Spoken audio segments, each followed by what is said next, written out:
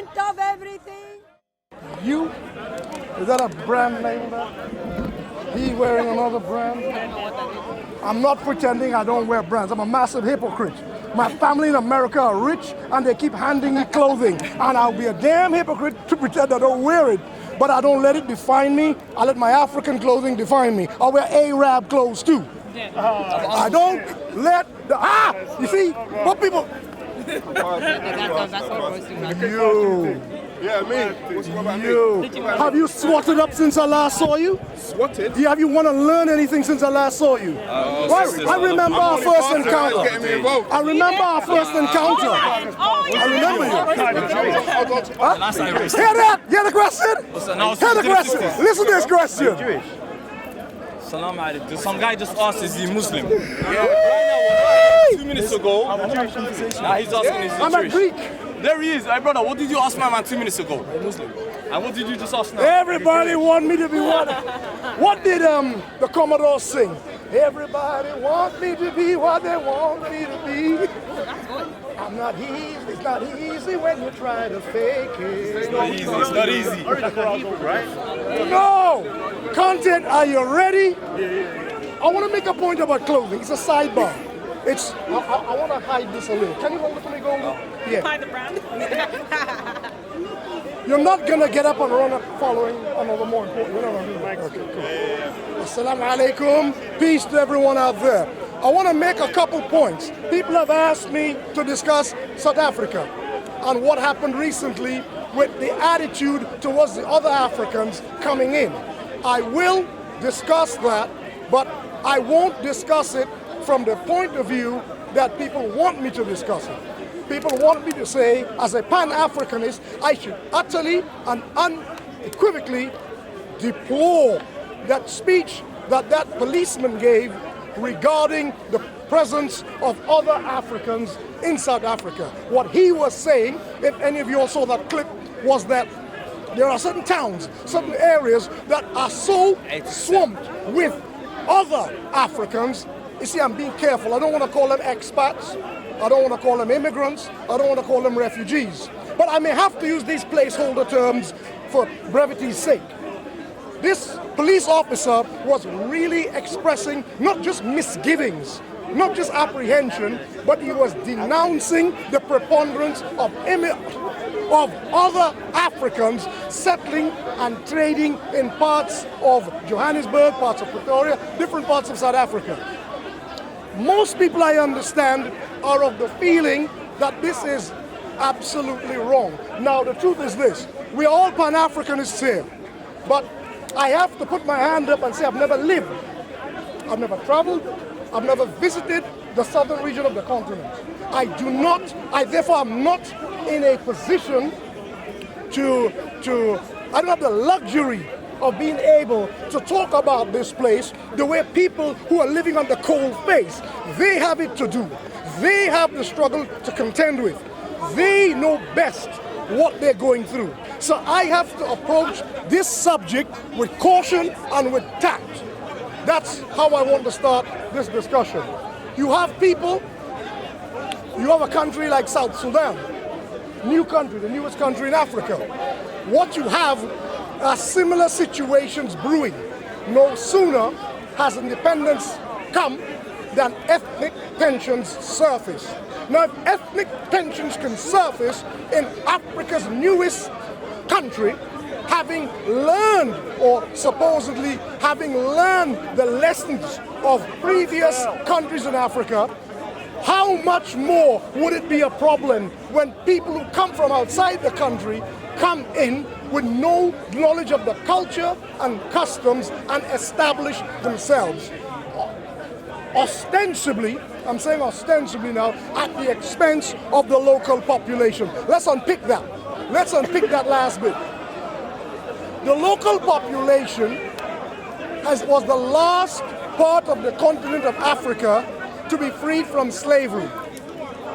Hear my point. To me, apartheid was a form of slavery.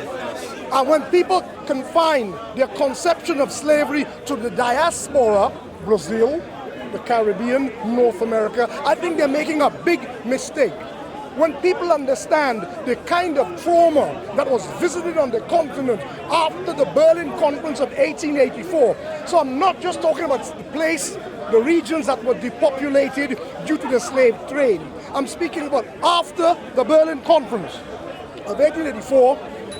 I'll give one example of a large tract of real estate, which today we call DRC, the Democratic Republic of the Congo. And I hope you can visualize the size of this landmass. Almost 1 million square miles in area was given to one man, whose country is as big as my thumbnail, right? King Leopold of Belgium.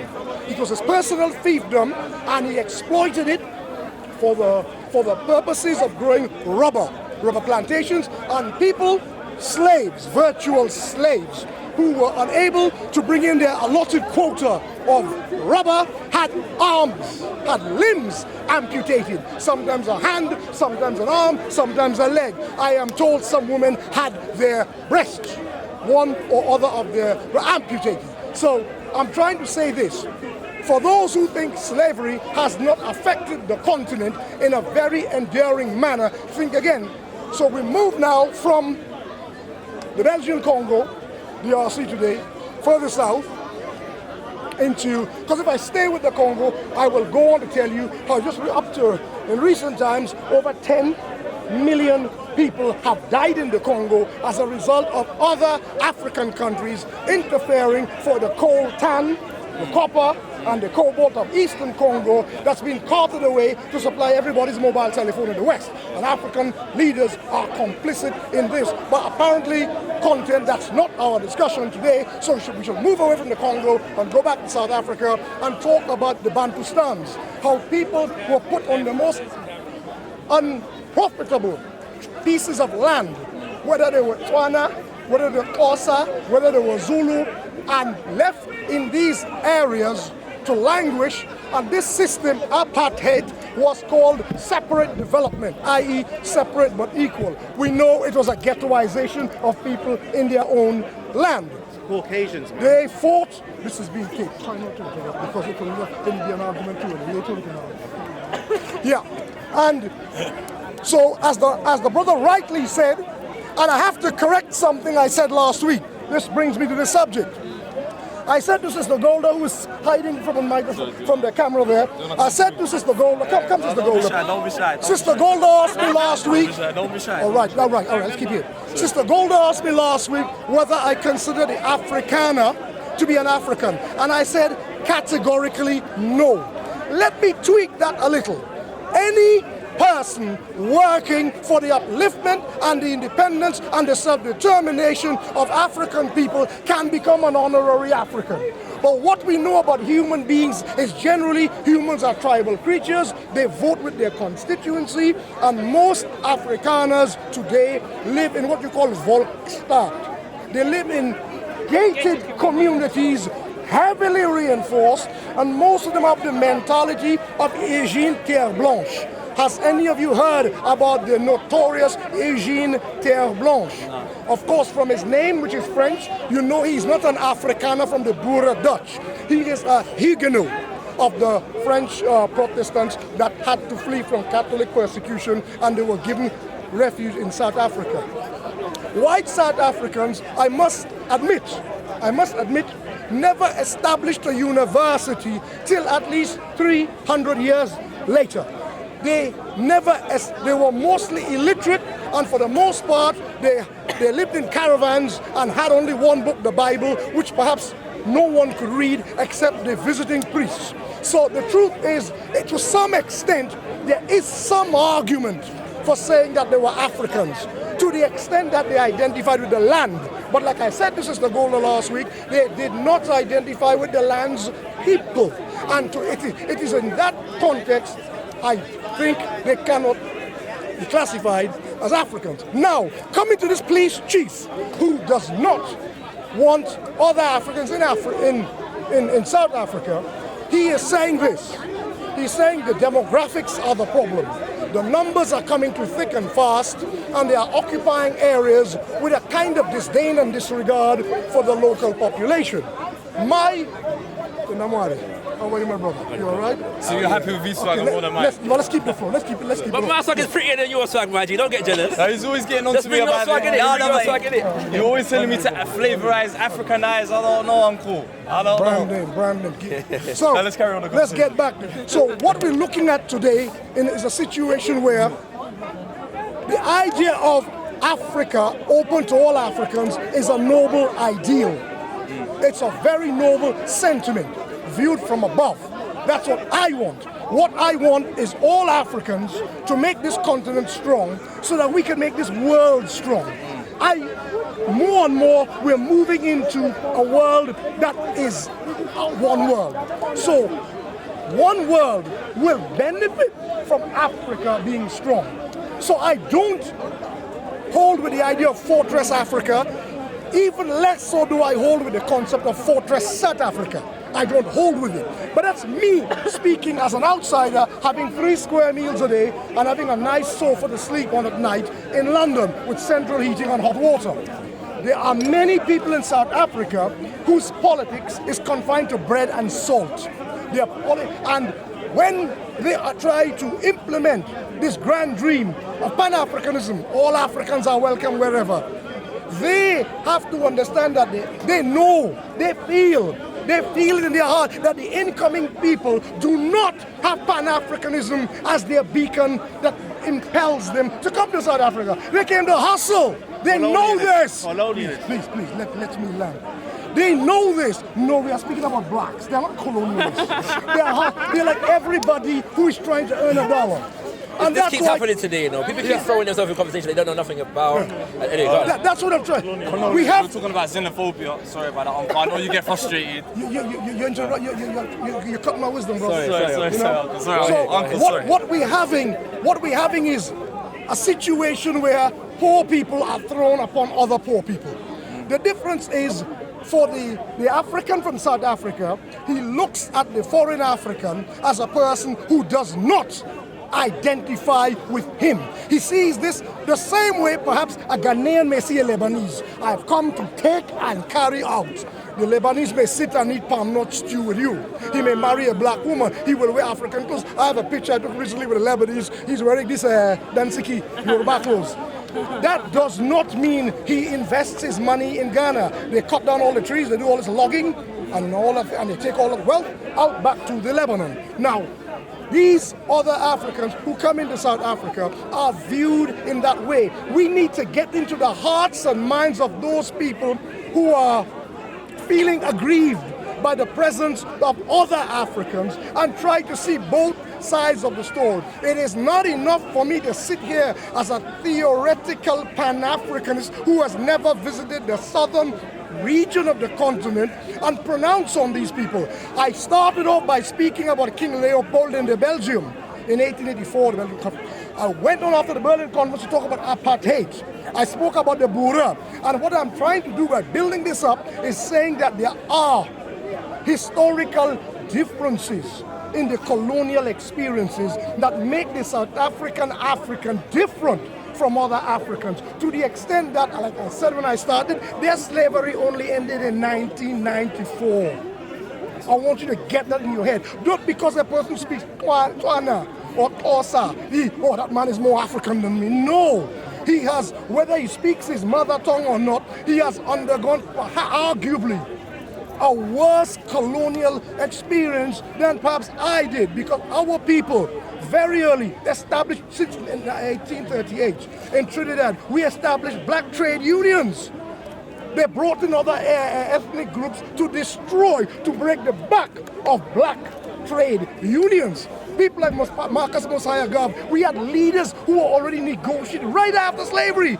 South Africans have only been freed in 1994. So they have a mentality that now it's their time to actually wake up. They're still groggy. They're the last Africans to wake up. So perhaps if you are from Mozambique, and this is what I said in a piece I was writing, I said, perhaps if you're from Mozambique, if you're from Namibia, countries nearby, and you were coming in, they might perhaps feel a certain affinity. They have languages which are similar. They have custom, whether they eat mealie meal, this pap, they have things they eat which are similar. somebody coming from as far as Nigeria, coming from as far as Ghana, landing there, the entire geography is different to him. He knows I'm going to be here for a while to make money and leave. And if he starts adopting, because I've heard this, an attitude that South Africans are shiftless, they're feckless, they're lazy, in a country brimming with wealth, gold, diamonds. These people have not been able to defeat the white man. Then they deserve that anybody should come and exploit them. Now this is not the general attitude. This is not the general attitude of most South Africans. This is, are you that? Are you that, man? All right, so, well, a lot of people come out by the man. Yeah, man, let me finish it. Yeah. So, no, I thought it was some hater. That's my boy, man. Yeah, so what I'm trying to say is this. There is no victim except that both parties are victims. The people who feel their economy is being taken away from them, they feel it, they are victims. And the people whose shops are being ransacked, they are victims. Both sides are victims. And I feel we need an intervention here, but it is very difficult for us to automatically sit as it were, on our high Pan-African horse and look down on the continent and say, these people are wrong. These people are not educated. They are not educated in Pan-Africanism in the way we think they are. That's number one. And the people who are coming in, they have no care for Pan-Africanism. We have to understand that. Well, as I said earlier, if you look at the newest country in Africa, the Republic of South Sudan, no sooner had the country acquired independence, the Nuer, the Nat, and the Geng, the Dinka, fell to fighting. It started. Now, you laugh, but you have Somali shopkeepers there. You have Ethiopian shopkeepers there. No, I'm saying this, I am saying this advisedly. I am saying this advisedly because this country fell to fighting what I call internecine warfare, so it's a tribal war. I know about that. Tribal warfare. Without any stimulus from Sudan or South Africa? We are talking about, I'm giving a comparison, a cautionary comparison with the Republic of South Sudan. I am saying that if this happens there, without any other Africans entering the mix, we have to very worried and have to take preemptive measures in order to deal with this problem. And South Africa is the template, is the best example of it. The white Zionists causing all this trouble. I don't like lazy analysis. I know that South Africa has the richest Jews in the world. De Beers, Oppenheimers, we know this. At the same time, the other Afrikaners are also very rich. And the other Afrikaners have always in their liturgy, in their brand of Christianity, the Dutch Reformed Church, have always believed that this is God's chosen land.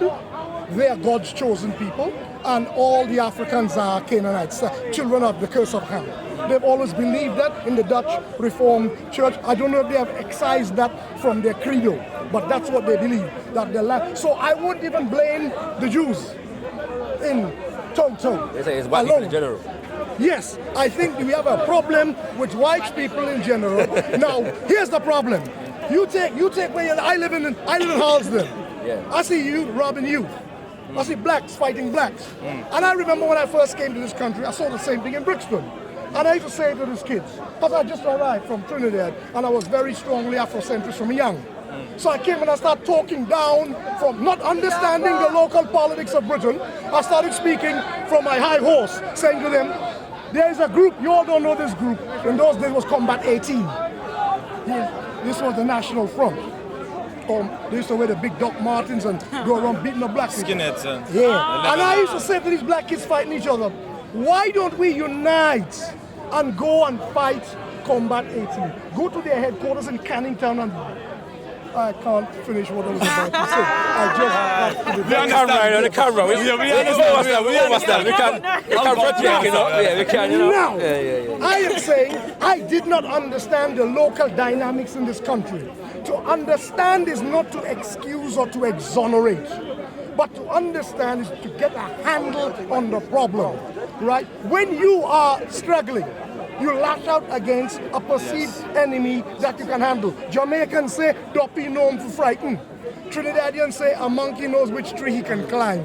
They know they can go to the Volksstadt, the reinforced white Afrikaner settlement areas of South Africa, the people who have all the real money, the people who control the safari industry, they still control the economy, not just the safari, they control the entire, but they have been fed, I believe, through the years of apartheid right up to 1994, that these people are unassailable.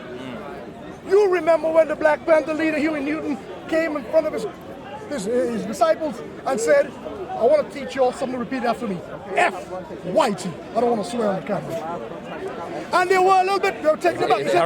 He said, "No, because some people take exception." I'm joking. You know, no, I realize now I got to be very careful. People take exception to everything. F, Whitey. No, that was in the 60s.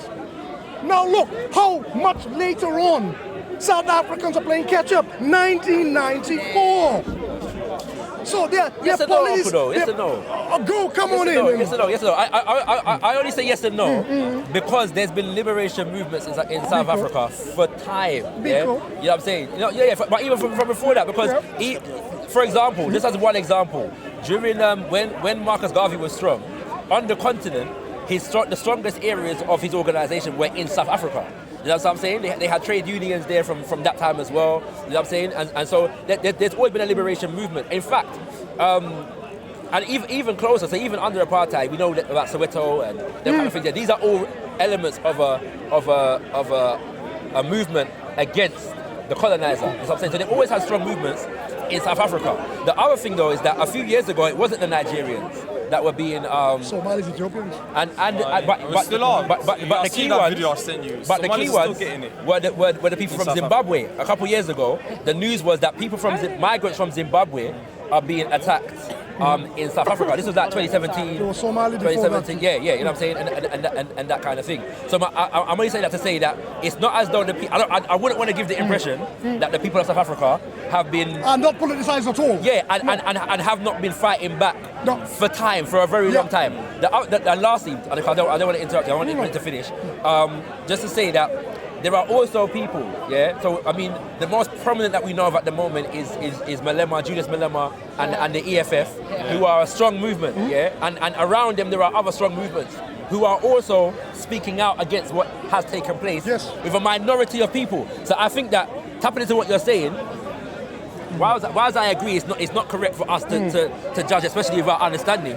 What we can do is look at the various different voices and see the ones that we know we can support. And I feel like in terms of on this specific issue, the EFF voice, because they are raising the cry and basically saying, listen, you attack Zimbabweans and Ethiopians and Somalis and Nigerians. You don't attack the Dutch. You don't attack the British. You don't attack the Lebanese. You don't attack the Chinese. So what is it about your African from somewhere else? And that's what hurts Shaka and Uncle Juma. That's what hurts us, as young Pan-Africans right now, looking at this saying, "Oh my God, not this again." Because you know what? We're trying to free brothers in the north in the cages. The east is fucked as well. You know them ones. The west is corrupt. No, sorry, the camera, follow Uncle. And Uncle. No, I'm just throwing my 2 cents in there. And now we see the South doing this now. It's a bit. Like but the thing is though, it's a minority of people. It's a smaller minority. It's not minorities. It doesn't represent the whole of South Africa. That's what. I'm clarifying that. You know why? Because people keep saying, "Look at these South Africans," as though it's a countrywide thing. Yeah, it's not a countrywide thing. You know what I'm saying? So we have to be very careful about how we're couching the conversation. Because people are saying, "Look at these South Africans. They're not fighting the white man. They're fighting their own people." You know what I'm saying? The Africans from other places. We're not trying to promote fighting or nothing, but we're just raising questions and just trying to get a bit of wisdom. So Uncle Juma, do you wanna? So you no, Golda, it's about time. Come on, Golda. Golda's about time. I was just going to reiterate what you were saying before, that with the analogy of the monkey knows which tree to climb, which is the fact that it's obviously easier to lump it and say, oh, look at the black on black crime, look at the black people attacking black people. Because obviously, as it was said before, that it's bred into the black people that the white man is untouchable, they're undefeated. They can't go into these communities and kill them. But then we have to realize that when apartheid finished, who are the ones that were given guns and ammunition to have in their homes? Black people, exactly, white people. Black people, the only thing that they have is the primitive weapons that they had while they were getting colonized. White people came with guns. The only thing that the black man had were machetes and knives. And we have to understand that. And that's still what they have right now. Black people don't have they don't have the luxury of owning firearms and things like that. Those are the things that the white people have to protect themselves, because they know that the black people at any time could jump into the. They force Christianity upon our people. You know that. It's not even about. It's not even about that. Trying to get into religion. Please. Yeah, it's not even like it's not even about the religious part of it. It's the fact that black people don't even have anything to arm themselves, the resources. So of course it's easier to attack another African, because Africans, when it comes to fighting, no, of course, we can all fight each other, square up. We don't need No. weapons. Whereas that's what white people have, and that's what they utilize. Definitely. And so it's the argument is that it's obviously a lot easier for us to just say, oh, guys, we're fighting. These black people are fighting each other, but we're not getting to the root of what is the actual disease. We're just this looking is at the point. band-aid solutions. This is the point. Because Because each of us enemies. Sorry, go on, Let the sister. No, I was just going to say, and I guess from their point of view as well, like, if they want to feel as though they're doing something, they have to tackle an enemy that they can conquer. you know? Exactly. Because they see it as we can either sit here doing nothing, or we can actually go and fight a battle that we can fight. And so while it's easy for us to say, don't attack your own Africans, maybe for them it's like, that's a battle they can actually fight. Exactly. Because the Africans some of them are coming at their expense. So if they can at least tackle this problem, then they can get rid of that for now, before they tackle like the white people. Yeah, and it's also like with the just to bounce off of that, it's the idea of what you were saying about not all Africans are Pan-Africans. So a lot of them are like, well, why do I have to be loyal to you when you're taking bread? Yeah, why do I have to be Pan-African at my expense? Exactly, because it's like the white people are kicking our ass. Now we can't have other Africans coming and beating us too. So at least let's have something that will bring the pride of South Africa back to South Africa. I humbly suggest the caveat though to that. We do have to assess whether the perception is actually a reality. Right. Is it actually true that the Nigerians or the Somalis or whoever else are actually taking bread No, they're not, but from the that's table? what. It's the perception, and so that which is why I said that there are voices on the ground in South Africa. I agree. That are challenging that perception. I agree. You know what I'm saying? I agree. Right. So for example, I've heard Malema say himself that if we want to really solve our problems, we have to attack white minority capital. No, I agree with Malema 100%. What I'm saying is because we watch white media, it's because we're saturated by that. So that's what we're told is, look at these wild Africans. No, we have to challenge that, Because I heard a conversation the other day, and it caused me to have to jump in the conversation because I was concerned about the narrative, because Africans from other parts of Africa were looking down on the South African. No, of course. And I'm saying, well, what part of any majority black country has solved the dynamic of white people dominating our economies? None of us have done it. It's probably only more obvious in South Africa because they have a larger white population than many of our nations. But I can people from Nigeria and Jamaica and America and Congo talk down about Africans in South Africa not controlling their economies and fighting other Africans when none of us, what African country controls their resources? That's what I'm saying. It's a flawed argument, right? And so I feel like it's very wrong for us to look at our brothers and sisters there and act as though they're doing something that we're not doing, as though in many of the nations that we come from, there is not conflict between peoples of different groups. There are nations in which the whole political system is split. Of course. Right? Are you from Nigeria? No, Sierra Leone. Right. But there are countries where many countries in which the whole political system is split along so-called ethnic lines. In places like Jamaica, it's not split along ethnic lines, it's just party loyalty. There's a whole gang system that is built upon what party are you loyal to. You know what I'm saying? So where are we not fighting each other? The same sort of thing in Somalia as well. About Sudan, what clan's gonna... The traditional landowners were fighting themselves, which makes absolutely no sense from the outside looking in. They were the same people that were fighting the Arabs a few years ago, and now they're fighting themselves. So, I completely understand what you're talking about. Well, Ethiopians felt that they had the rights, of greater rights, in the Republic of South Sudan Of course they do. as The whole of traders Africa always think because Ethiopians gave South. You know it's true. You want to take a shot at East Africa now? Sister, don't do that. Let's East not. Africa. Where are you from, sis? Where are you from, sis? South Sudan. I'm from South Sudan. Okay. So now, I was gonna guess it, though, but I didn't want Oh, to. Uganda, take your pick. okay, let me just. If you say South Sudan, you just become a East let's- Africa. Let me just, before we go too far from your point. In South Sudan, you must remember they owe a good bit of their independence to the refuge they received from Ethiopia. Whilst the northern part of Sudan was supporting Eritrea during the war with Ethiopia, the independence war, Ethiopia was supporting the south. Upon independence, a lot of traders from Ethiopia felt that they had that right to come and trade, open shops and businesses in the Republic of South Sudan. However, the South Sudanese who were in exile in Ethiopia are not the ones that they're meeting now on the ground, who are the police.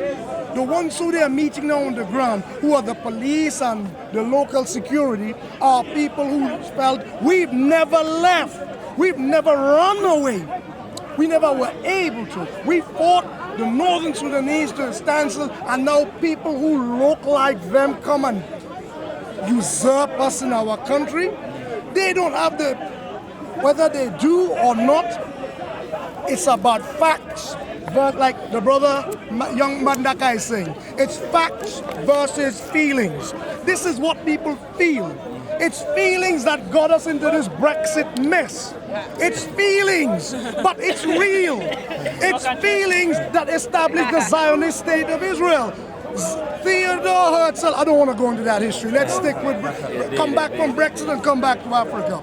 It's feelings. So I have to say to my young brother, we have to deal with the feelings, and we have to make them feel differently. Right, okay. But it cannot be, I cannot sit on my high horse in London and talk down to people who have 1 milli-meal a day. No. 1 milli-meal. I agree with that. I can't, they live in corrugated, we call zinc. Yeah. Zinc is hot in summer and cold in winter, and South Africa is cold.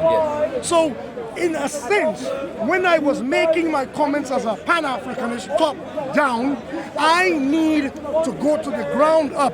Even Malema, all respect to Malema, I want Malema to also understand he needs to speak to his own people a little more discreetly, a little more wisely. I'm not sure, you know. I enjoy, you know. We enjoy. We can enjoy. You and I can enjoy. I understand. I'll let you finish, but there's a reason for why I'm saying what I'm saying. So you're going to bring the pain. I understand. I'll let you finish. Go. Let me finish. Yeah. Please, let us comment. Let us I like him. we all love him. Yes. But what we want, we want to give our leaders as older men sage counsel. Yes. We want to, as we say in America, we got to pull the coat. Yes. We're not going to pull the coat.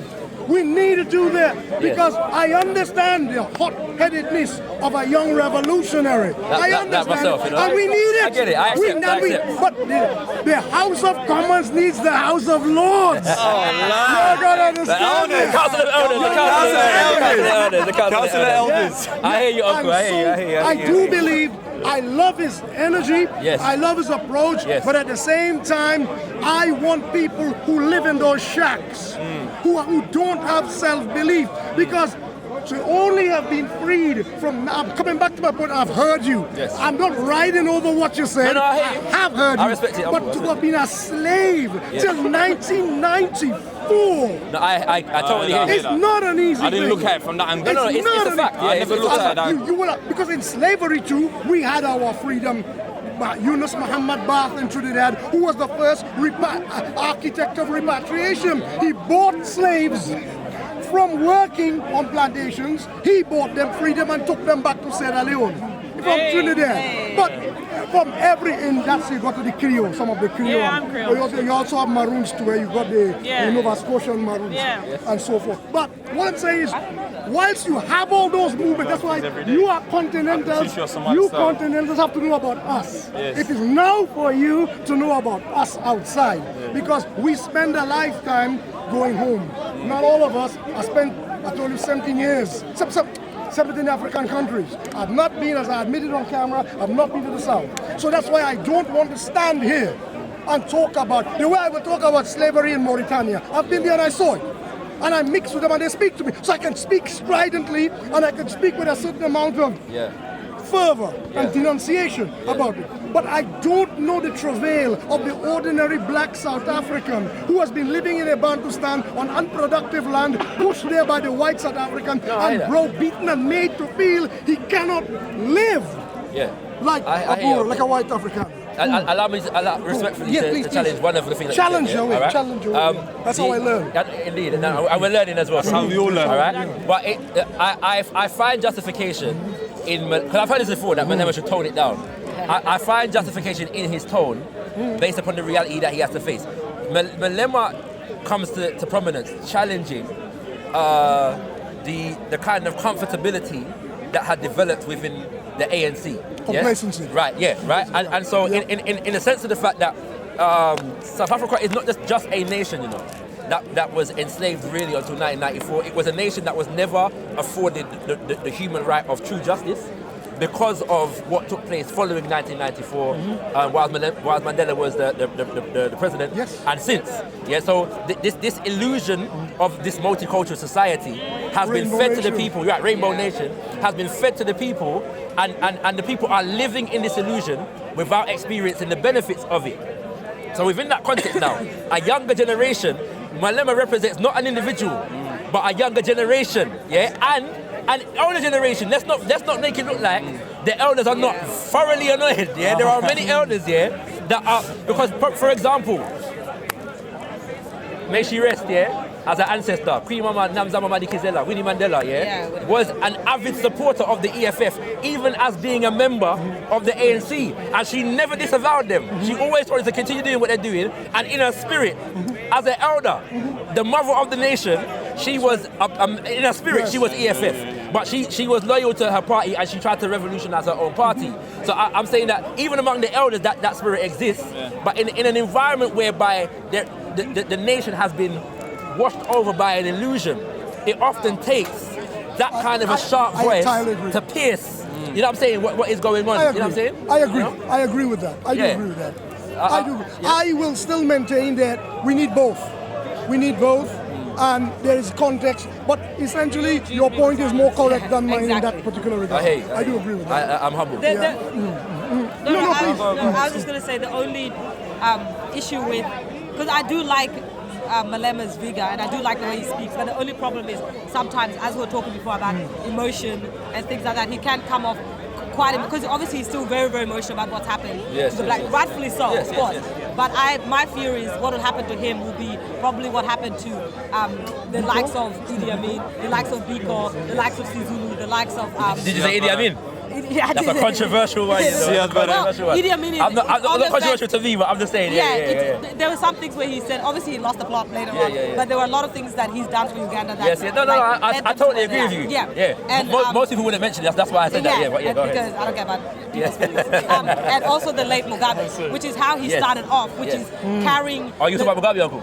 No, I did mention that I have problems with the Matabele land issue. And we should, but go ahead. Yeah, so what I'm saying is like, it's that sort of speech that starts off and it rouses people, and it's speaking about what everybody's thinking but not what they want to say. But the only issue with that is we forget that the bigger enemy is always listening. So our problem is when we come off, we need to like yelling and saying, like Malema and he's like, kill all the whites and like shoot the whites. Has he said that though? He did, when they were going through the marches and he was just like, kill the bull, the song. Kill, and then he changed kill the bull. I know, and then he changed it to kill the farmer. Bura, farmers. Yeah, kill the farmers. But the thing is, that's an actual liberation song. It's a song of the people. I understand that. The only issue with that is like the context in which South Africa is in is different. We can't afford to be like. I hear you. It's, you know what I mean? It's a very I do hear you. Very touchy. We need to be a little bit but subtle. See, but when I hear him speak, I think to me, he's one of the best public speakers I've come across, because he's able to be clinical as well as charismatic at the same time. And what I mean is, if you were to not listen to him and actually read his speeches, I doubt most people would call it emotional, because he's very specific, right, in terms of what he's addressing. he's very specific about who he's addressing. Yeah. So he will name exactly who, which corporation, which individual, which sector of the government, whatever he will name exactly who it is. For example, he doesn't say if we want to free ourselves, he doesn't say we need to attack white people.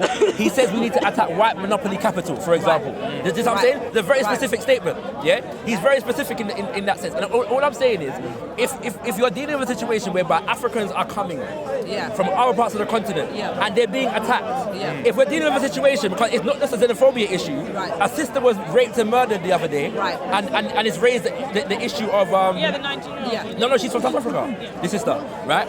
It's raised the issue of gender-based violence. If that is taking place, that's Nigerian. Right. If all that is taking place, and people are dying, literally, and you can see that the forces are being manipulated by forces that are controlling the economy. It takes for somebody to say, well, this is ridiculous. You know what I'm saying? We have to use language that speaks directly to the gravity of the situation. People are dying. And so somebody say, well, we are mentally sick right now. Look how we're attacking each other when these are the people that control our economy. And there's something about us that we haven't developed the sense of mind to really organize ourselves. Maybe the shackles are not here. Right, they're here. You know what I'm saying? And so somebody has to break this. Right? And I'm saying, and considering the fact that the EFF is a movement that is growing in popularity, it suggests to me that there are many, because my members are individuals, but oftentimes we focus on leaders and forget that they represent organizations. There are masses of people that are supporting, and even people that are not EFF. But, for example, the decolonization movement, Rose Must Fall, the Pan-African Congress of Azania is still strong. I don't say strong, but it's still present. You know what I'm saying? So I'm just saying that there's more than Malema. And to tap into what Uncle was saying, what we shouldn't do is judge. But if we should look at all the voices and see which ones are feeding the forward development or the evolution or the healing that we're going to need to be able to feed into as a global African family. Do you know what I'm saying? So I agree or disagree with Malema. I feel like he is the strongest, the most prominent voice on the ground at the moment that is speaking what needs to be said in terms of the idea that an African shouldn't come to another African country and be under threat. This is what I'm saying. That's a principle that we have to establish among ourselves as a people. You know what I'm saying? It's like when I'm hearing that. Yes.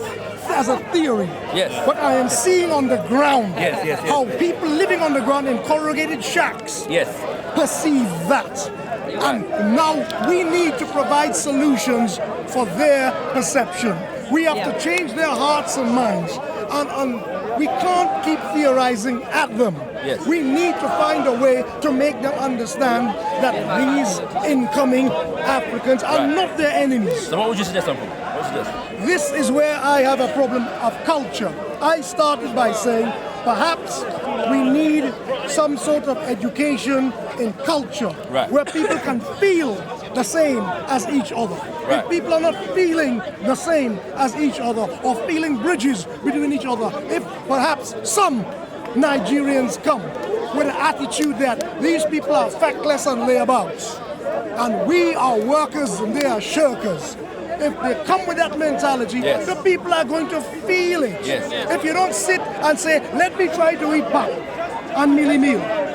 I know how people are with culinary tastes. We are very, very parochial with what we eat. We don't shift from our diet that our mother used to cook. What your mother cooked is what we need. Sit with those people. Lebanese have done it and they have exploited us. Lebanese, you know it, Sierra Leone, Al-Baroudis, I know their families. They sit with us, they eat, and then they go to Bo and dig out all the diamonds and take it away. I know what happened.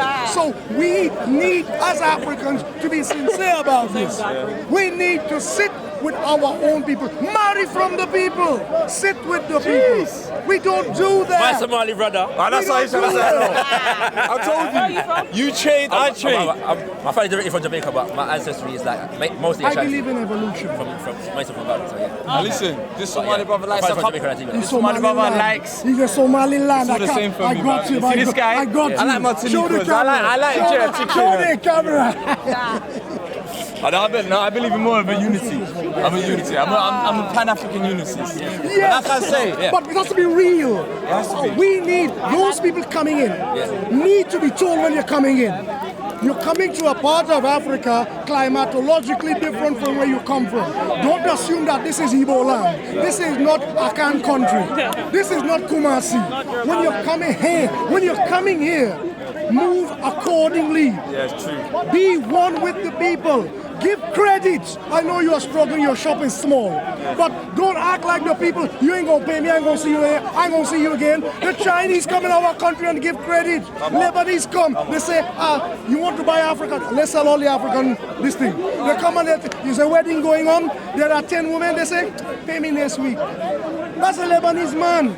Why can't we don't have that feeling there? Oh, these people are feckless, so they won't pay me, I won't help. Of course you're going to breed resentment. I am saying, I'm old enough now to believe in the evolution from the ground up. Malema, I know we disagree, but we don't disagree enough not to be in accord. We're in one accord. Malema, to me, a lot of these guys are top-down revolutionaries. I'm a ground-up evolutionary. I believe in grassroots, take it slow. This should have happened in the Republic of South Sudan.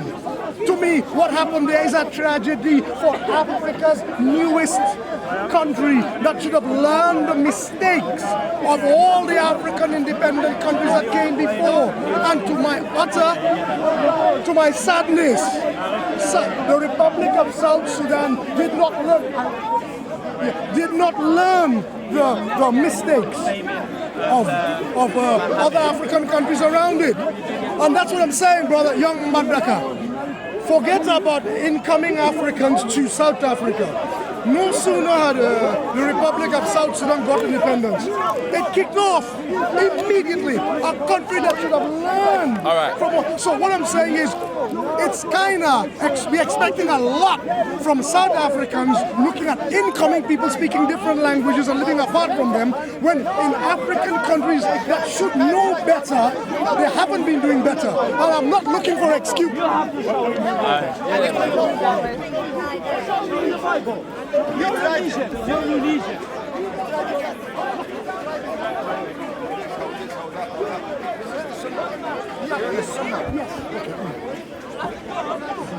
should join this actually. Yeah. We want to beat up on some Berbers. Come on.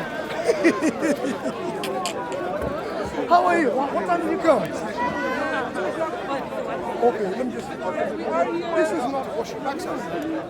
This is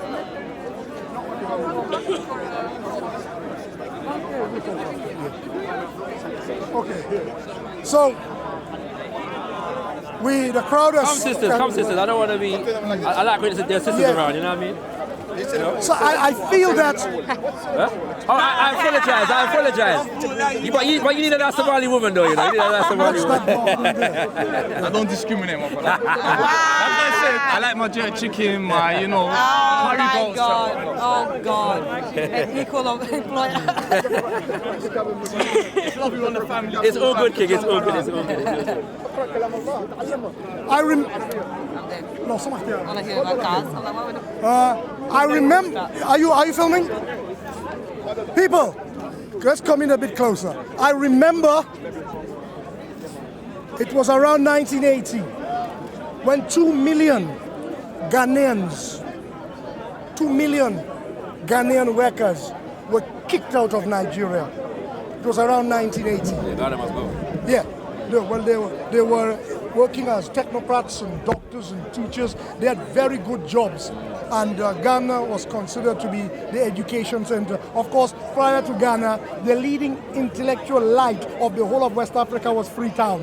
It was Sierra Leone. Then Ghana came up, and a lot of these people, they came and joined us. We didn't go, they came to us. So that happened in 1980. What I'm trying to say, young man, that your father will know about these days. And we know about these days. And while I am romantic and passionate about Pan-Africanism, I am also a realist. I've lived on the ground in African countries, and I know that people's politics is confined to how far is the well to get water. Is that well, that water, will it kill my children? That water, can we drink that water? Is there enough water there for our animals? We have herders and farmers The problem was in Mali. The problem went now to Chad.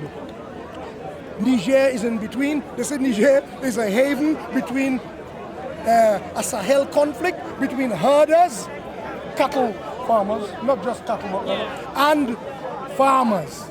These problems are happening. So I can imagine looking at South Africa as a detail.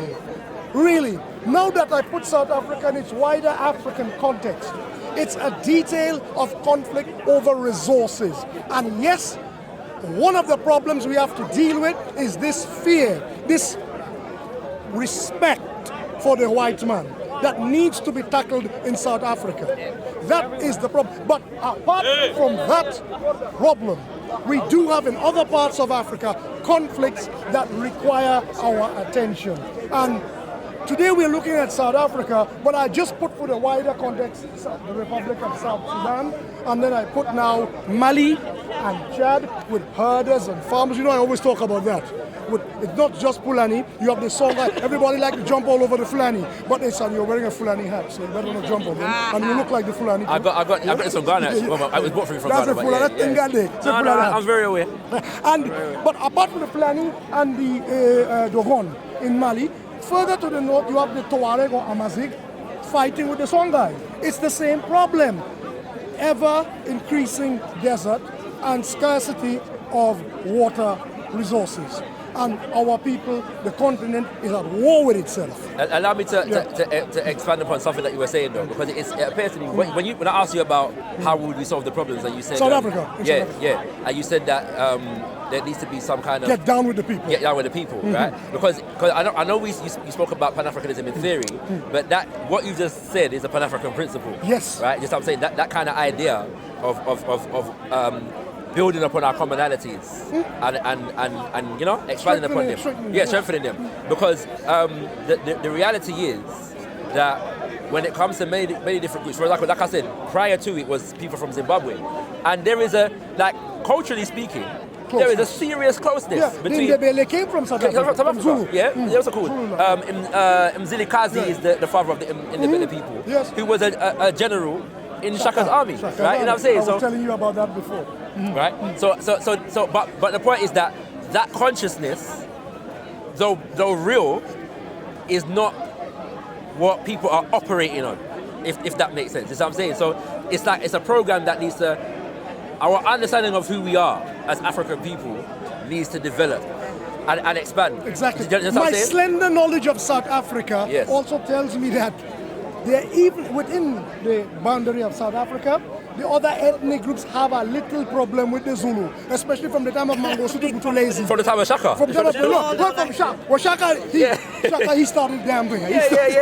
But Mangosuthu Buthelezi himself refused to cooperate with the ANC the way he should. During the time, the worst time of leaders like Botha, during rulers like that, he refused to cooperate. So even if the Matabele people are Zulus who fled, even within the country of South Africa, there is that problem. I know. Ethnic tensions are kind of muted, but there. And like you said, I find it a tragedy that we have a greater enemy hiding behind the high walls of a Volksstadt, hiding there with all these guns and weapons. I was mentioning, you remember the famous Eugene Terreblanc? That criminal who used to slap around his black workers. This was going on when Mandela was in power. A guy, big, Google Eugene, spell like Eugene, Terreblanc. Google that man and see what he used to do to black people. He had this massive farm, and to get into the farm, he had a range of security as you go closer to the farm, like you need a visa.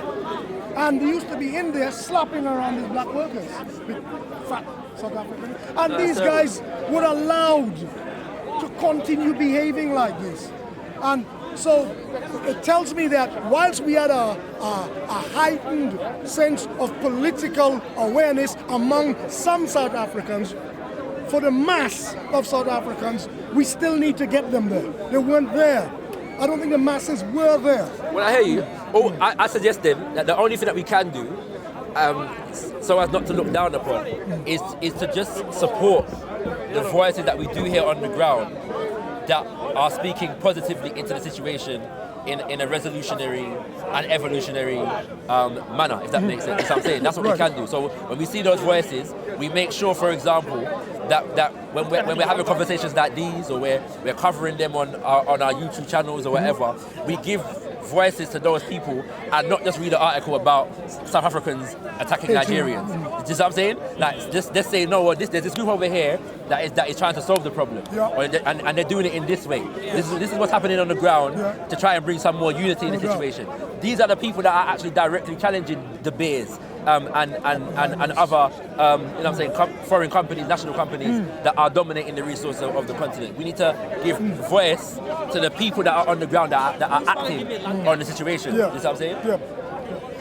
Let me bow out for a second. I have something to attend to. Yes, Uncle. Do excuse me. Yes, Uncle. Don't go away. You're not going home, though. Talk amongst yourselves. No, I have something to attend to. Yeah, cool. I'll be back. Oh, do you want your bag? Or do you want I'll be just there. Okay. Oh, I wish the other guy was here. Which other guy? You know the guy that was last week was trying to tell us that North Africans are Africans? Oh, the whole North African. I'm waiting for them, you know. They've already tried to come and attack me. So. Oh, did they? Oh, no, they said I wasn't really African because I had like a wig on, like a straight wig. They're like, Yeah, oh, they're you're like, not you really look See African. what I'm like a saying? white woman. I No. was like- So okay. So what you face? Because this is what we were talking about before.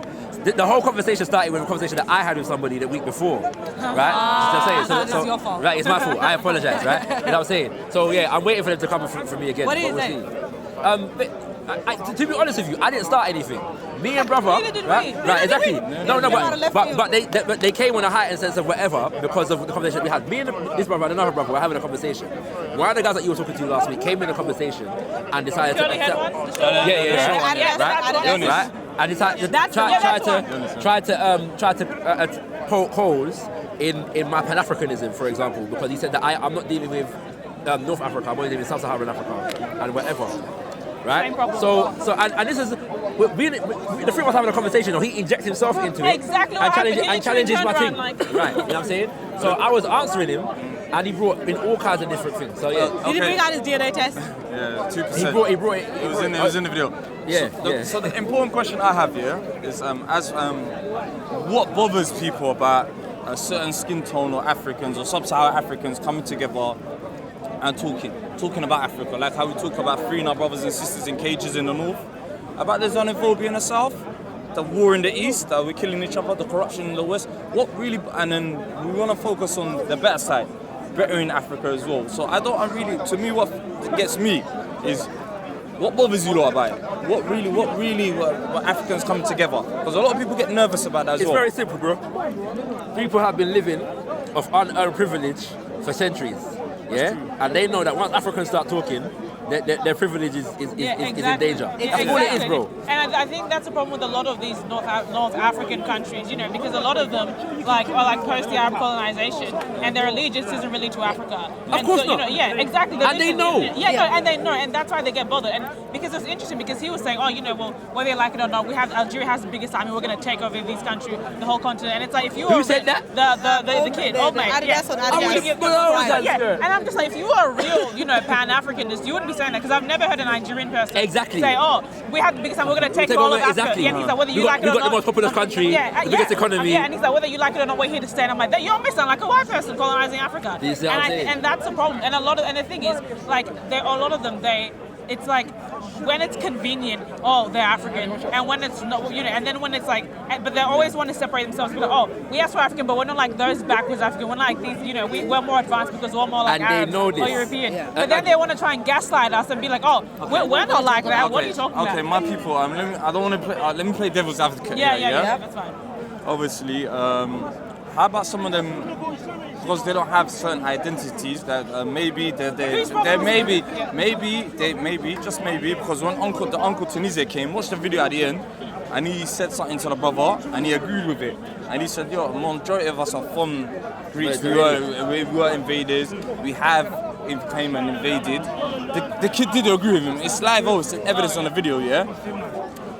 Maybe because they have an identity crisis. Because you've got a tribe, I've got a tribe, I've got a tribe. We all know who Africans are. Maybe because they've been generations have mixed, and I went to go do my studies that mixed, and maybe they don't know why they've adopted certain cultures. Maybe they have the identity crisis, and maybe some of them want to be Africans. Yeah. But the those good who are ones. Africans are Africans.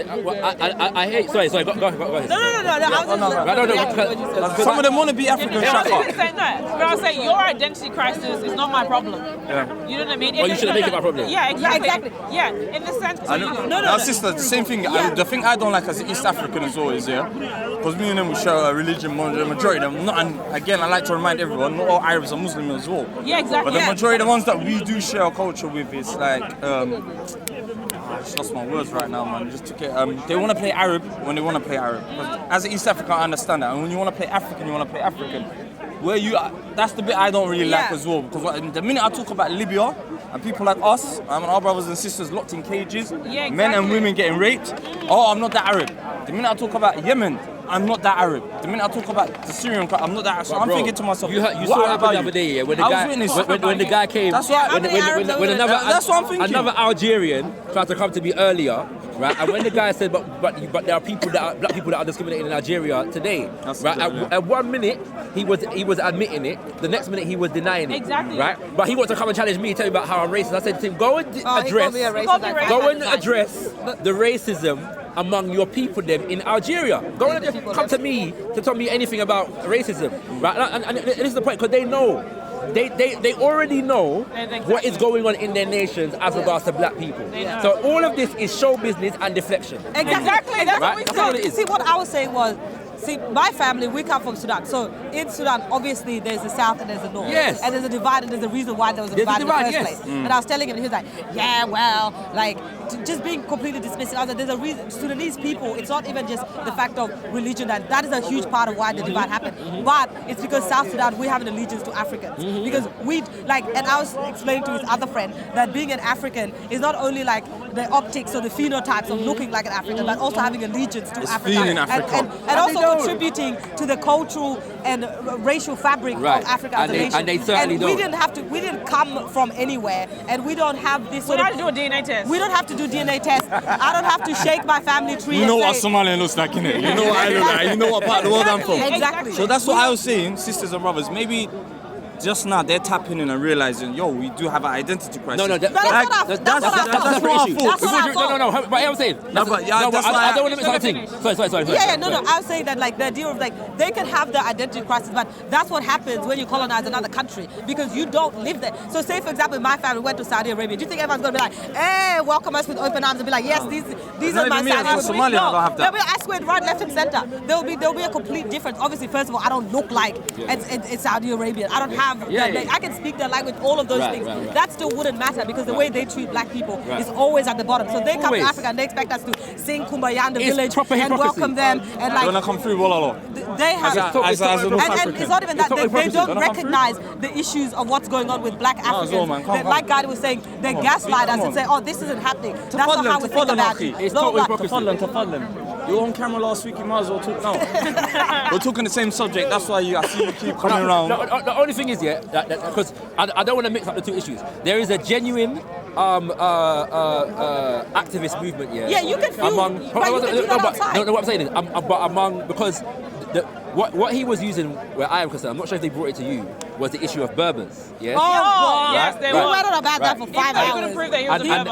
Right, this is what I'm trying to make. Because the Berber issue is a very complex one, and that's why he keeps using it. Now, and I'm not personally, I'm not one to challenge what a person says they are, but I never asked, but I'm not completely convinced by the extent of this Berberness that the guy is dealing with. You can't come here blonde hair and blue eyes like the other guy. This is what I'm trying to make. But there are various different kinds of Berbers, and there was a genuine fight, from on the part of the Berbers in relation to the Arabs who dominate in North Africa today, in terms of the preservation of their culture. Right. Now, original Berbers are indigenous Africans and they are black. That's what I said. Right, that's what I'm saying. So in terms of identity, man can deal with that. But what I'm guarding against, though, is allowing people to hijack that issue to try and justify themselves in North Africa, while they fail to deal with the racism that is taking place there. If you can admit that black people in Algeria and Mauritania and Morocco and Libya are severely discriminated against, you have no business coming to talk to me about anything. If we say we are developing a movement What's your point? What's your point? Do you want to come through and What's talk? your point? Now come through. What's your point? No, but brother, you've been around. There's no discrimination. There's no discrimination. Let's not hijack the Okay, conversation. hold on. Are you saying there's no discrimination in North Africa or just Algeria? Just The Algeria. microphone can't hear you. Yeah, I'm saying. Brother, why do I have to go to Algeria? Why do I have to go to Algeria? Why do I have to go to Algeria? Why are you swearing now? Right, but I'm talking about. You're very heated. Gaslighting. No, but brother. One second. No, let me deal with this, yeah? I know. Sahbi. I've seen Hypocrisy, you my walking G. around 4 or 5 times. It's hypocrisy. You want to get involved in this conversation. Come through to Fadlan, akhi. Yeah, you were on camera last week. You was. I'll show you on COE. I will show you on my phone right now. Wallahi, I'm not interested, fam. But brother. No, but brother, look. No, but brother. This is the joke business. No, but brother. Yeah, and the hypocrisy of these We're having a people. Pan-African conversation. hold on. If you want to get involved to Fadlan, sidelines. like I say, Kuli Shay Free Afri. Fam, he said Let me hear your he's point not of on it, view. innit? No, yeah, we ain't got to beg him, innit? Right? He said he's not on it. Okay, Right? say My only point is Please this, not yeah? heckling them. I'm speaking about North Not Africa. Yeah, if you're not going to be Yes. a part of the conversation, Right. don't say anything. I'm speaking. Listen to what I'm saying. What's the The point? discussion's You here, can't not talk over about there. that. So, Wait a minute. and, you know, You're not really in the discussion. Hold on. Forget him. He's made his point. He's made his point. No, he right? hasn't, because You know what? No, Brothers you don't and wanna come sisters, away, yeah? right? And COU, watch this. When we come together and we talk about something, why does other people feel intimidated? Hear what It's I'm like, saying? oh, right now, Hear what everyone I'm gets saying? it. It threatens their superiority. Hear what I'm saying, bro. Hear what I'm saying. Listen, think about what's going on right now, the hypocrisy, yeah? I spoke about North Africa, Yeah. and I mentioned various different countries, right? The situation that I'm talking about is not obscure. People know about it. What you're doing right now, listen, you wanna pin me down. I spoke about Morocco, I spoke about Libya, I spoke about Algeria, I spoke about Mauritania. To Tunisia. Exactly. Now he wants to come and pin me down to Algeria, one country, right? Hold on, right? It's speaker's corner, we're allowed to speak. We're allowed to speak. Without dealing with... This to be a speaker's corner, bro. Without dealing with the context of what it is I'm speaking about. He wants to challenge me. He wants to challenge me. He wants to challenge me on whether specific to Algeria is happening in Algeria or not. This is a joke. This is a joke. It's a joke. It's a joke. This is a joke. It's a joke. This is a joke. Nigerian, brother. It's not going nowhere. Yeah, but that's Wallahi. I never told the guy to come Brother, to wallahi, you watch this on COE, we were having the most beautiful discussions until you came along. No, but this is not a surprise. I'm telling you, calm. This is not a surprise. I'm telling you. I'm not interested, fam. Yeah, Sahbi. The man want Yeah, to African, Sahbi. fam. there's no point. Yeah, and when they're ready, they want to come challenge me about. You know what? We spoke to Algeria today already. You know, who done admitted, you know, that there was discrimination against black people in Algeria, and Algeria said it today. I know, we saw it Yeah? earlier. You weren't there. But when they're ready, they deny it. They say this in Zimbabwe. Exactly. They say this in North Sudan. It's joke They say business. that in Egypt. They say my whole family has lived in Egypt, and all the Arabs are like, "There's no discrimination here. What are you guys talking about?" In the same breath, they're saying, "You blacks don't belong Maybe, here." Blah, blah, blah, you blah, know blah, what? blah. And then they said, they're saying, "There's nothing going on here. Maybe What the are you guys problem is talking this. about?" Maybe the problem is this, yeah? Get out of my face. All this, you know, all this is because I said, you know, the original people of North Africa are black. This is the problem. This is right. You know what this is, And everyone yeah? knows that. And I said that, right? The original people. My man. The original people of North Africa are black. This is what the people. This is what the problem people have with what I said. Can you imagine saying that to What's the problem the with this? original people in Jordan are black? You know the uprising down occurred. They'll be like, what? We didn't come from Negroes. What are you talking about? These guys, they want to be like. I can tell. What's the problem? All the original people in China.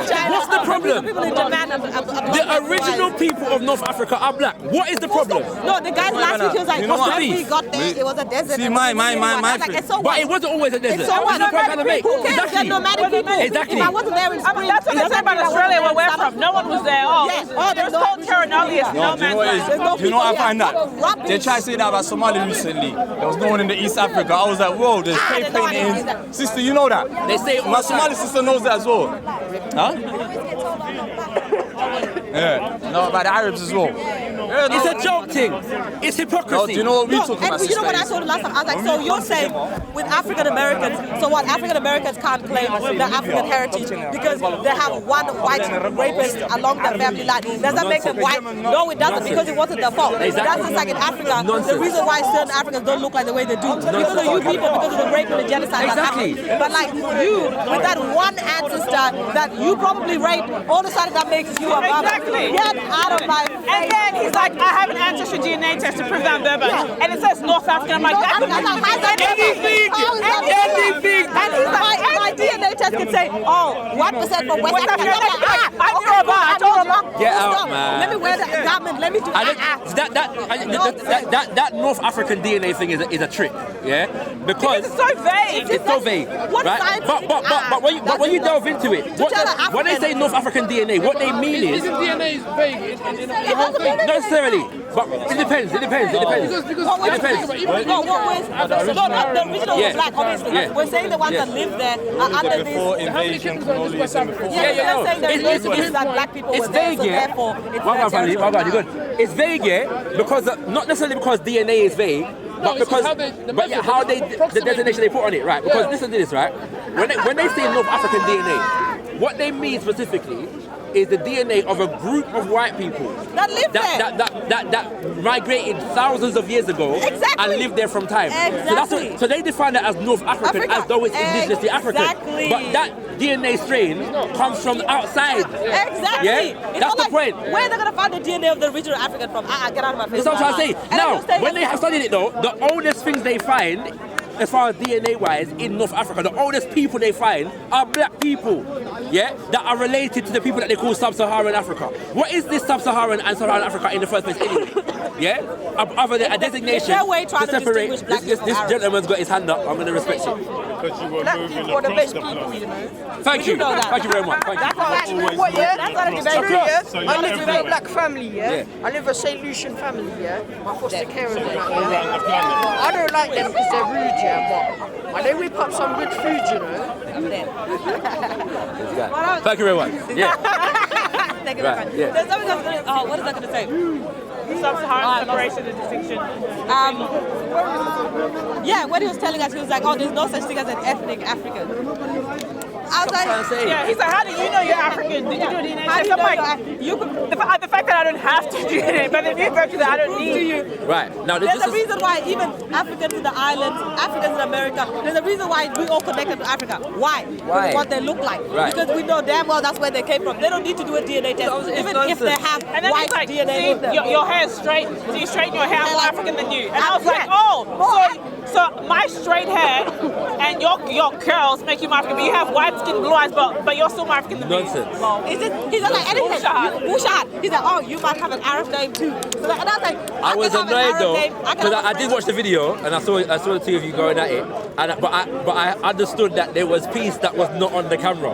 So what, I don't know which one it was, but one of you was going in before the camera got there, and I wanted to hear what was going on because I think Uncle Danjuma was very impressed. So No, we were both like, because he told her that he told Gadi, he was like, oh, you're not from Sierra Leone because in Sierra Leone they speak French. She's the most Sierra Leone person I've ever met in my whole life. I was like, bro. English, Creole, they don't he's like, there's no, no French. you're not He's like, native. And it's like, oh, so you don't even understand your own history. And I was like, He's are like, you serious? you're not No, even and I'm native. like, it was Pedro de Centro discovered a name in Sierra Leone, which is a Listen. Portuguese name. Why Then it's called this Ivory particular guy Coast. though. Sorry, bro. This particular guy though, because that's his sidekick as well. As I That's said, his sidekick. last week. As I said before, That's his As I said before, sidekick. it's not the first time. Do you know what I'm trying to explain? He repeats this behaviour pattern regularly, and so seriously, so when you are saying to me the level of arrogance that was coming here. I didn't experience racism. However, went to Algeria, I went to Algeria. I never experienced racism. You're Somali, innit? I am Somali. But I haven't experienced racism. But what I mean is, of course, having met a lot of black Algerians living in the main cities, I met one or two, and when I asked them, where do you guys live? And they're like, mainly in the south, because in the north, life's not as easy for us to live in the north. Because the northern cities... The black people in Nigeria told you this, right? This guy knows exactly what you just said. The same is in Egypt and the same That's what I said. is in Libya. It's in the southern part of the north. Why are they in And one thing, like I say to the brothers and sisters, do you know who's in cages in Libya? Africans, the black people. However, They all know it. They all know it. The Muslim, the Christian, this. Like I'm saying, like us Somalis, we cry for Palestine. We cry for this. I don't see majority of them trying to say free up this, free up that. And where I'm kind of trying to come from. Why are we crying for Palestine? Because they're Muslims. I'm asking why. I don't know. I don't. You don't. It's not publicised. I don't know, but I do. In the news. Yeah. All right, so The media's not focusing on that. however, That Africans are oppressed in Libya, that was outside. Exactly. and Tunisia, and Algeria. When I was in Algeria, I haven't felt anyone treat me differently Don't forget, just because before of the course, Europeans people look at you as a diversity. Algeria is very different to Morocco. Morocco get a lot of tourism. Morocco can know that you're Somali. Morocco knows that you're Sudanese. Let me ask you a Morocco question. know that. Let me ask you a question. Let's say I accept here that the issues, for whatever reason, because as I understand it, there are less black people in Algeria than there are in other No, you went there yourself. right? So there's less black people in They're more black people Algeria in Algeria than Morocco. More right? black Algerians. than in Morocco, right? But I'm saying, like for example, Mauritania, there's more black people. Of course. In Libya, there's more black people. Of course. So let's say, for whatever example, for argument's sake, that it's lesser, in Algeria than it is in other North African countries. Okay, fair enough. Does that disqualify the context of the conversation we're having? Right. So I'm saying, if we're talking about North Africa, not just Algeria, we're talking about North Africa, and we're speaking about discrimination against black people in North Africa. What is the intention of an individual to come and try to put it out to Algeria and say it doesn't exist in Algeria? It makes no sense. Thank you very much. However, that's what I'm saying, isn't it? If you travel Media throughout control. Media. I wouldn't go that realistic. Information control. To me, it's just. I don't. No, but do you understand, sister, where I'm coming from? No, you understand as a Somali where I'm coming from. I feel like, as a fellow Muslim as well, as you head towards Arabs are 10% of the Islamic nation. As you head towards Morocco. Okay, 90% of the problems. 90% of their problems are more highlighted. There's problems in Somalia. So you say it's stronger in Algeria. And that's what I'm trying to, as a Muslim, I want to speak to my brothers and sisters. But every time I speak to them, every time I mention them, that's the point. oh, I'm not this, I'm not that, I'm not that, and I'm like, you know what, I give up. Exactly. This is the point I'm trying to make. So I'm saying, to make the issue what I'm saying, and not the issue, the discrimination is actually taking place, shows that you're insincere, as far as I'm concerned. You have no interest in justice, in humanity, in right, even in Islam. Because if Islam is what they tell me that it is, then you would be concerned about it. That's what I'm saying.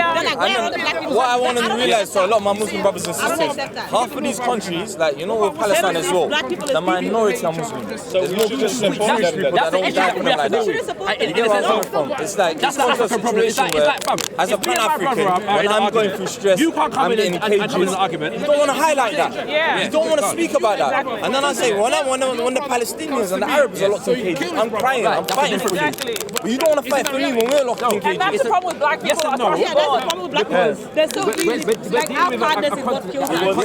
the United Nations of Benetton, and it doesn't work. Meanwhile, the same people are the ones that killed us. They're the same people that laugh at us. Not only behind And put us in cages in 2019. We have to solve that. Kill and control our economy. It doesn't justify what the And they do a lot of dirty We're things. separated from you people. We're not Whether you like when it or white not. Africans are getting killed, they want the whole world to cry.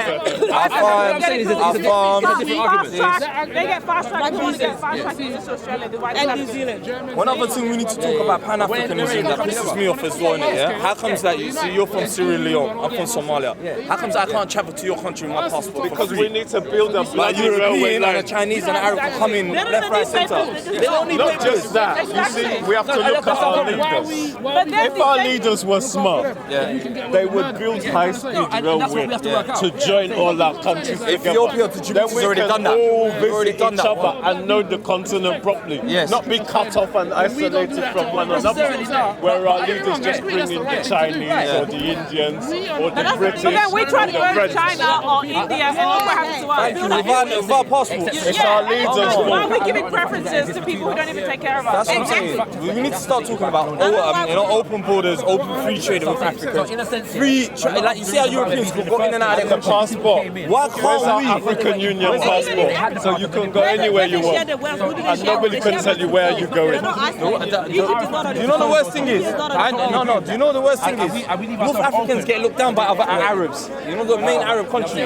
Look down on these ones as well. So you think to yourself, what is going on? And then when I started looking and I started realising, they're not cousins. That's their problem. Exactly. That's their problem. If Arabs find Let us deal with our own issues. That's not my problem. No, but let them deal with that. They suck us into their own issues by using different tactics. And what I like to remind, a lot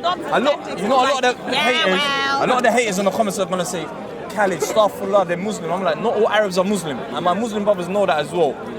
Like in Palestine, the minority are Muslim, the majority are Christians, Jewish, and none of them other people cry for them. But we cry for these guys when they're in cages, when they're getting bombed. My Somali brother said, who cries for these no more? Because our tears are, because you don't cry for me. When I'm in cages, when Somalia is burning, none of them come involved. If we need none of them. If we need hospitals, right now, if do you we know need there's schools, freedom? if we need railways, Qatar, Saudi Arabia, and UAE, they're fighting in their own countries against each other. Where do you think and they're buying ports? They're buying each one of our ports in Somalia. Everyone else worries about themselves. Come on, just because a man wears a thing and he says Salam Alaikum doesn't mean he's a Muslim. Well, that's what I believe. Yeah, because they all want us to support their cause when they're business, when they're fighting their They're wars. all hypocrites, and I have no time for them because they know. No, I'm sorry, I don't have no time for the foolishness, the long talk, none of it, fam. But they know. Yeah, that when it comes to North Africa, they don't have that. This North African Sub-Saharan divide. Yeah, they talk to themselves and they ain't talking to the rest of Africa. So don't come to me that I've created a division. Yeah, nonsense, fam. I ain't got no time for it. But also, to be fair and honest, we have a problem in South Africa. Our South African brothers and sisters, they're not treating us properly. You came late, we talked about it earlier, and we're not going to say our South African brothers and sisters. There is a small group of people that are acting out, they must behave themselves. Right, that's what I'm saying, They must fix but the masses of South Africa are not, but the masses of South Africa are not doing that though. So they must fix up. You know what I'm saying, you know what I mean? That's not right though. What they're carrying on with. You know what I'm saying? I don't really care, fam. I have time for the foolishness. I actually don't care. I don't have time for the That's what I they mean. know. It makes no sense. And it's not even like they gaslighting. It's not even like they don't even come humble. Yeah, and right, saying, right. You get me? Because Like, we support they come with them. arrogance. Right. Yeah, and they don't even come to try and reason. They come Because I have no time for it. It's because too many of our people support them. Draw away from them. Of course. Have your own army. Exactly. Have your own navy. Have your own air force. Of course. Have your own nuclear weapons. Exactly. You've got to have your own power base. You've got to have your own power base. Exactly. Nah, fam. What he said to you is similar to what he said to me in the sense that he tried to say, well, what country are you from? He tried to get me on the Caribbean thing, innit? Yeah. Right? And I said, now you see, an African would never have said that. That's what I'm saying. An African's never gonna be like, we have the biggest army, we have the biggest this. Like, arrogance. That's what I'm saying. That's what I'm saying. We're here to stay whether you like it or not.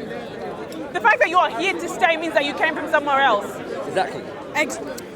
Come on. Out here using ad hominem 24/7. Oh, well, your hair, you'll get your hair. You're not. Right, but that's all exactly this because what I said the original people of North Africa are black. Yes, Exactly. If your first defense is to come and then say that they're ugly, that's exactly what the colonists said. He said what, sorry?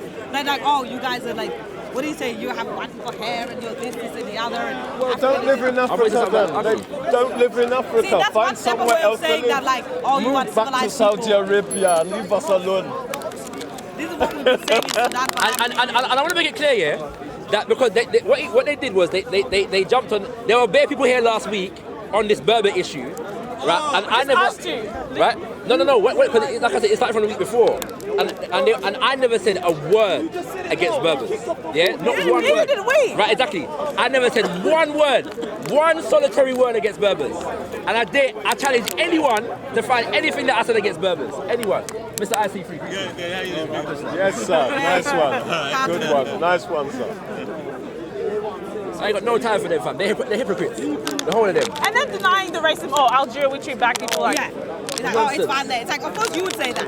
It's like white people It's always such a say, coincidence yeah, that all of us white that people look like say this that. say there's racism, Yeah. but the one person They who say that. It's like, oh, that's like in South Africa, like, we treat these blacks really nice. Ever since Mandela died, white We give people, these blacks rights. Exactly. We But give then, them You're so right. While calling You them are East so blacks. right.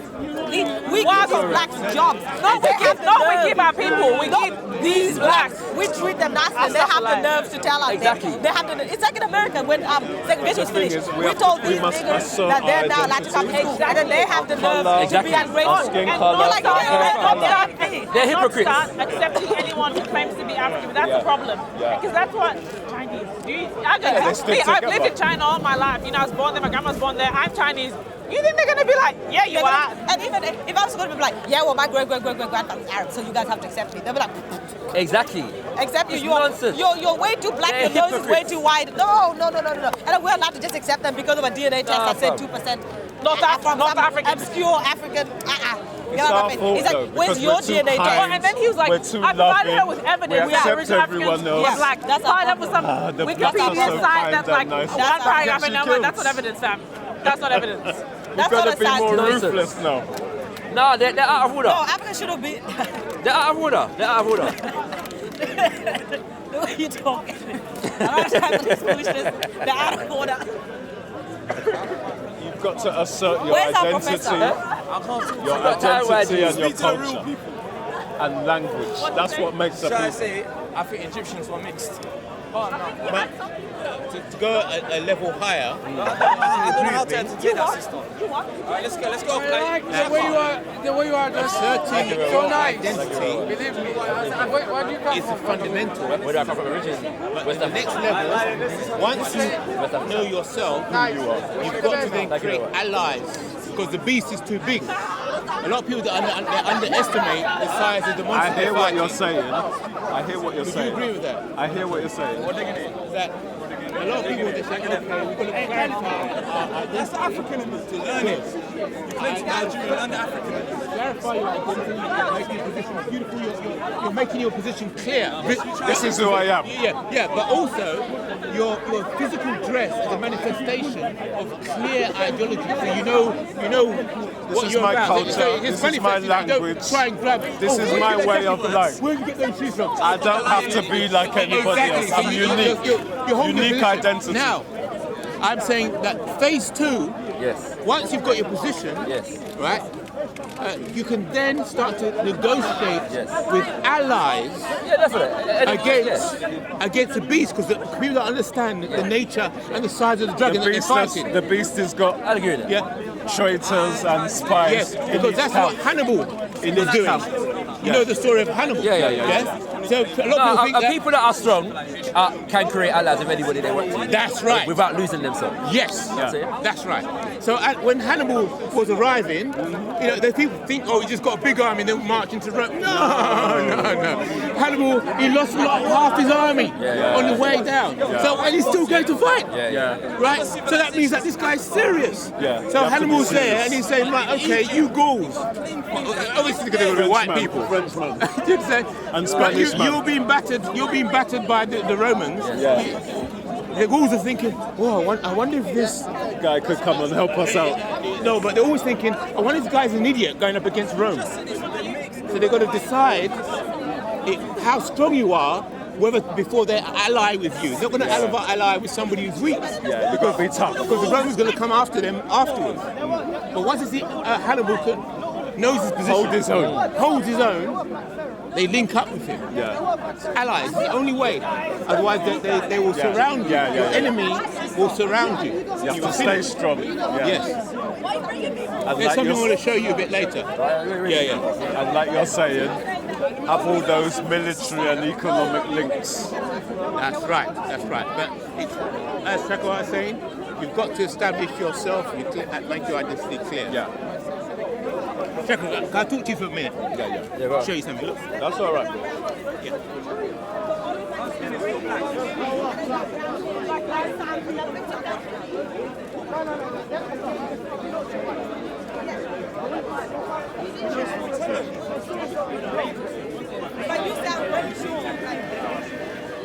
Come take over everything from your belly. Come, man, say it straight. Man, don't listen to BBC.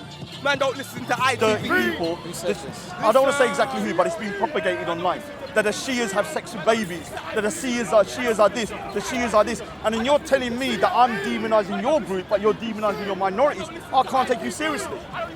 I'm not familiar with that, man. Yeah, but if you start going into the microcosm... Well, I know the difference between Shia